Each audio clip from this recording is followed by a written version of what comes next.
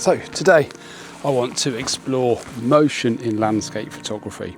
You know, do we freeze it, show a little movement, or go all in and completely blur it out? It's a question I think we face in pretty much every landscape shot we take. I think the tricky part is, you know, the light and the conditions aren't always perfect, are they? And sometimes the water or the clouds don't behave exactly how we would hope. But I guess that's all part of the fun of it, isn't it? So my plan is to find a few interesting spots along the coast and take several shots of the same scene at different shutter speeds, so you can see how the motion changes the feel of the image. And I'd love for you to tell me which ones you prefer in the comments as well. And what I'll do is I'll put the results together in a future video as well, and maybe sort of deep dive a bit further on into the topic as well. So yeah, I think it's something we can work on together. You know, a problem that we can tackle together and find out, you know, what it's all about. I guess it's experimenting and learning as we go, isn't it? And I think that's what landscape photography is all about. Anyway, let's get a bit further down the trail and see if we can't find our first shot.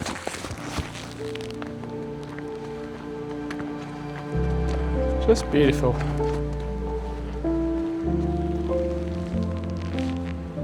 So I've just come across this spot here, which is just mind-blowing, absolutely mind-blowing. I just wish I could find a way down because there's so many compositions and possibilities down here. Look at this. So I just need to see if I can find a way down there. It just looks absolutely incredible. There's even an old shipwreck down there. Oh, it'd be so cool to get down there. So I think I might have found a way down. I think. Let me show you. So there looks like there might be a way down here, down that slope to the bottom. Let's go and see. Yeah, there's the path. I'm so glad there's a way down. This looks absolutely breathtaking. Right, let's get down there.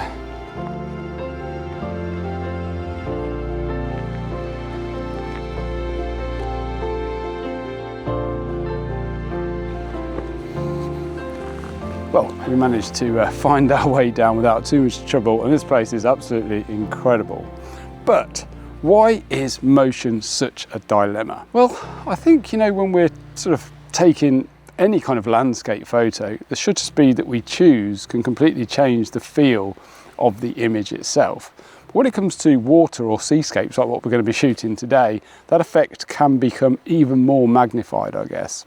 So if we go with a very fast shutter speed, we're going to freeze every single, you know, droplet of water, every bit of texture in the image, which is going to give like a crisp, clean look. And I guess this is really good for showing like the power of waves, if you will, because it freezes everything. But you know, if you slow things down and everything kind of changes, doesn't it? The water becomes soft and the, you know, silky, if you will, and the reflections are kind of smoothed out, and you get that peaceful kind of dreamy look that's, I guess, perfect for conveying a sense of tranquility or calmness. And then there's something in between, I guess, isn't there, where we show a fraction of movement, but we still have detail. I guess the tricky part is deciding which one is going to be right for the scene that you're going to be shooting and the mood that you want to create. So I think there's no single correct answer, is there? It comes down to personal taste, doesn't it? But one thing, you know, I always do when I approach a scene like this one is just stop for a moment or two and just ask myself, just for a minute, how does this place make me feel? Is it a calm kind of vibe, or is it dramatic and powerful? And just answering that simple question can influence how you approach the image making process, or at least for me anyway. Now, before we set up the first shot, I'd just like to take a moment to thank Outdoor Photography Guide for sponsoring this week's video. Outdoor Photography Guide is your online resource for everything to do with outdoor photography. So whether you're just starting out or you've been shooting for years and years, you'll find a huge amount of knowledge and inspiration to help you grow as a photographer. Now, what I really enjoy about it is how approachable it feels. You know, you get access to hundreds of easy to follow video lessons that cover just about every subject you can think of, including landscapes, wildlife, macro, filters, composition, even night and drone photography. The tutorials are taught by friendly, talented instructors who walk you through the techniques step by step, sharing their tips in a really down-to-earth way. Personally, I've learnt some new wildlife photography techniques just from watching a few of their short courses, and they're always releasing brand new videos to keep you learning and inspired as well. As a member, you'll also get access to live events where instructors share advice and answer questions, plus a chance to connect with a community of photographers who love sharing ideas. Check out the link in my video description, which is go.outdoorphotographyguide.com/Ian_Worth3, and get the first full year of Outdoor Photography Guide Premium for only $1.49. So a big thanks again to Outdoor Photography Guide for supporting the channel and helping photographers like us just keep on improving. Right, I'm super excited to get a look at this, and the tide is coming in, so I think, yeah, there's lots of compositions here. I can't wait for this. It's going to be great. Wow, this place is just off the charts. What I'm thinking is including this old shipwreck just here and using that as a bit of foreground interest. And we've got these incredible pointy cliff edges at the back there, which are just incredible. And what I'm thinking is, having the water swirling around this area here, I'm just kind of scouring the area to see where I'm going to be able to shoot from, because this area seems pretty level. But I think that could make a really good shot and be great for experimenting with different shutter speeds as well. Tide is actually coming in. We've got about, I think, probably an hour before it'll be up here. So yeah, I'm just going to scour this area, try to work on my composition and get something framed up and ready. I don't think the light's going to change that much though. It looks, yeah, pretty overcast right now, but I think it'll still be good.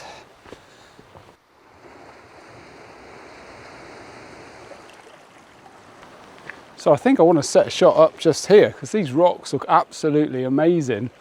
And I've still got quite a while before the tide washes through up around the shipwreck. So I thought I might try and make something here in the meantime. We've got about 20 minutes before the water swells around here. So yeah, these look incredible. Definitely got to be a shot here. I just need to be careful on these slippery rocks. All right, let's chuck the bag down.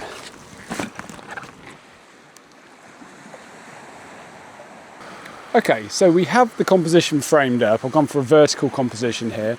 And what we've got these rock lines here that run straight towards this bit of a stack, which I think looks pretty cool. It leads the eye in. Now, at this point in time, I have no idea what this is going to look like when the water washes through. So I'm kind of taking a bit of a gamble, setting a shot up beforehand. But really, when the tide's racing, as it is right now, it's you just got to go with it, haven't you, and see what works. So that's what we're doing. I've focused about a third of the way in, and I've had to stop my aperture down to f10 to get sharpness from front to back, because I really don't want to do a focus stack for this image. It'll be a bit tricky, I think, when we're swapping filters over and that type of thing. Currently, I'm at a 15th of a second. So when the tide washes in a little bit more, I'm going to boost my ISO so I can get a nice sharp image of the water to show all the little textures and details. And then we'll take one with a little bit of motion blur and then one with a very long exposure and just compare the differences. And hopefully, yeah, you can let me know what you think. So just a case of waiting for a few more minutes, but I'll pop this image up now just so you can see what it looks like while the foreground is dry.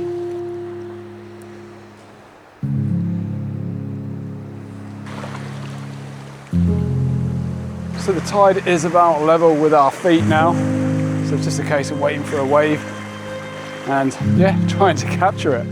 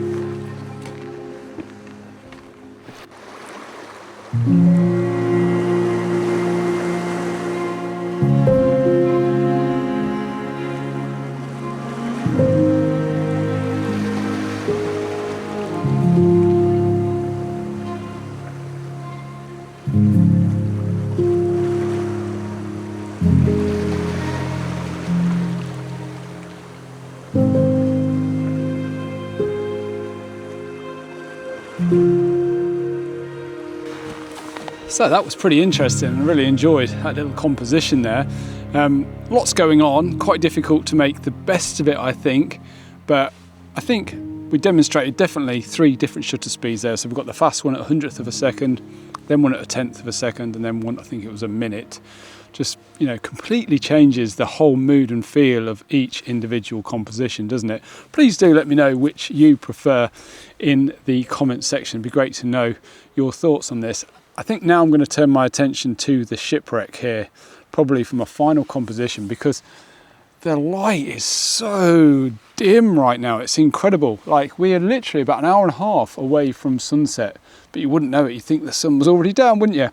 But anyway, I am going to frame my composition up here with the Shipwreck, those jaggedy cliff edges in the background, and then just wait for the tide to come up. I don't know whether we'll actually get the water around the Shipwreck itself. I just think maybe we'll lose light before that happens. But it'd be really good to experiment with a few different shutter speeds as well on this one. So again, maybe a quick one, and then maybe instead of 1/10 of a second, maybe we'll just quicken it up a little bit, so we're only showing a very fraction of motion, and then maybe do a 2-minute exposure or something like that, just so we've got a few different ones to look at. Yeah, right, let's get the composition framed up, and then we can wait for that tide to come in. But it is racing right now, so I don't think it'll be too long.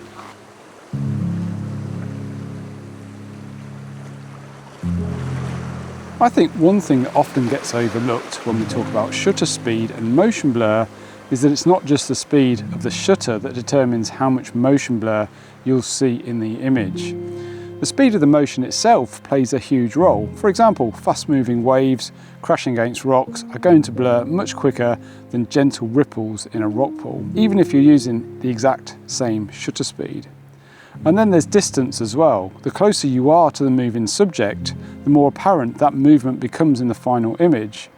So if I'm standing right by the shoreline shooting water swirling around my feet, I need a much faster shutter speed to freeze that motion compared to if I was zoomed out and shooting the same scene from further back. It's basically all relative. The faster the movement or the closer you are to it, the quicker your shutter speed needs to be to freeze the motion.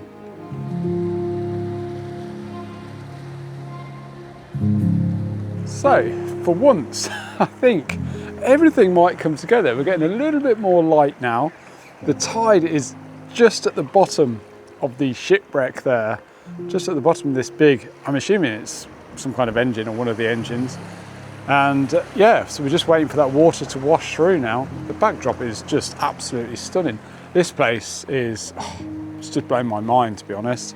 I need to come back down here like multiple times. It's just, there's so much to see, so much to shoot. Not even, you know, set foot in that other bay with the other wreckage. So yeah, I really want to come back here and try and make some more images. This place is absolutely incredible. What an absolute privilege to be here. But anyway, in terms of the composition itself, quite tricky.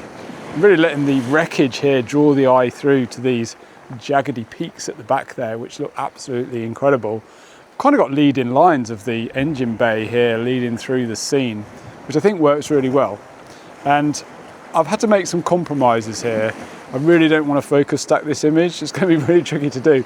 As we're doing like multiple different exposures, it would be an absolute nightmare and it would take me forever. I'd probably never get this video out.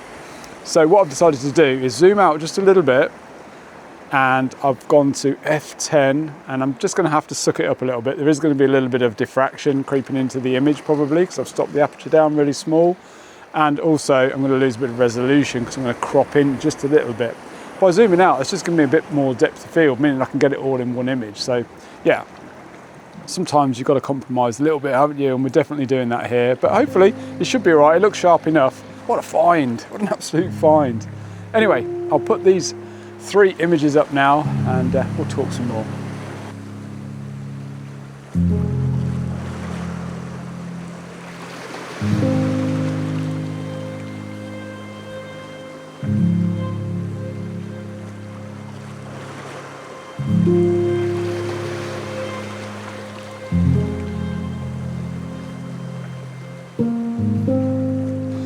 Now, I guess there's another type of motion blur as well that we can introduce into our image, isn't there? And that's one that we create ourselves by either accidentally shaking the camera or intentionally shaking the camera.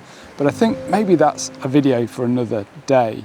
Now, I'd really love to hear which style you prefer. Do you like the crisp frozen waves, the silky long exposure look, or that middle ground where there's a hint of movement but still some detail?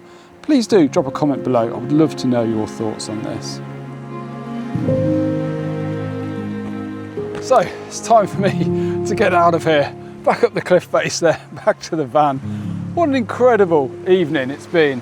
Even though the light's been really terrible, really enjoyed this spot here. I actually think it quite suits these moody, subdued conditions. Anyway, please do get involved down in the comments section. I'd love to know what you think about these different types of motion blur within the image that we've been taking today. If you enjoyed this video, there's one at the top there that I'm sure you'll enjoy as well. Why not check out my store, which is on the other side as well. Might be some products in there that might help you out and also support the channel in the meantime. Anyway, thanks so much for watching, and I do hope to see you again next week. Right, let's get out of here.